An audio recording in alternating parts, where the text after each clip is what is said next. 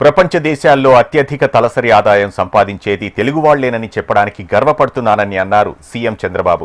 జ్యూరిచ్లో తెలుగు diaspora in Europe కార్యక్రమంలో పాల్గొన్న ఆయన భారత్కు అతిపెద్ద ఆస్తి యువ జనాభా అని కొనియాడారు.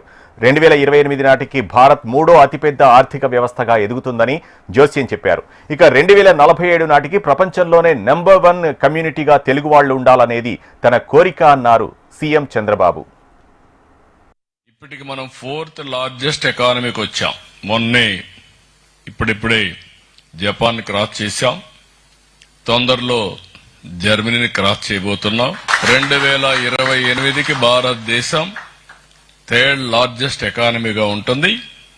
2038కి భారతదేశం 2nd లార్జెస్ట్ ఎకానమీ అవుతుంది. 2047కి మీరు గుర్తుపెట్టుకోండి, నెంబర్ 1 ఎకానమీ కావాలనేది మనందరి ఆలోచన, ధ్యేయం. తెలుగుదేశం పార్టీ శాశ్వతంగా ఉండాలి. 2047కి నెంబర్ 1 కమ్యూనిటీ ఎవరికి అనుమానం అవసరం లేదు. Indians will be number 1 globally by 2047. ఈ రోజు ఉన్నాడు రామ్మోహన్ నాయుడు, 12 ఏళ్ల నుంచి ఎంపీగా ఉన్నాడు. ఈ రోజు యంగెస్ట్ కేబినెట్ మినిస్టర్, కేంద్రంలో యంగెస్ట్ కేబినెట్ మినిస్టర్ ఎవరంటే మన రామ్మోహన్ నాయుడు. అదే మరి బాగా చదువుకున్నాడు. ఛాలెంజెస్ అంటున్నాడు, ఛాలెంజెస్ కాదు, ఛాలెంజెస్ ఆపర్చునిటీస్ రెండు ఉంటాయి. గ్లామర్ తో సమానంగా రాళ్లు కూడా పడతా ఉంటాయి. రాళ్లు పడినప్పుడు తప్పించుకొని తిరిగి ముందుకు పోవాల్సిన బాధ్యత మీ మీద ఉంటుంది. ఇంకొక పక్కన చూస్తే ఈసారి నేను సెలక్షన్ లో కూడా సెటిల్ అయిన వాళ్ళని కూడా మీరు చూస్తే ఇంకొక మంత్రి ఉన్నాడు మన దగ్గర, చంద్రశేఖర్, కేంద్రంలో పెంబసాని. ఆయన richest parliament member in the parliament. ఆయన కూడా మీ మారిగా ఒక ఎన్ఆర్ఐ.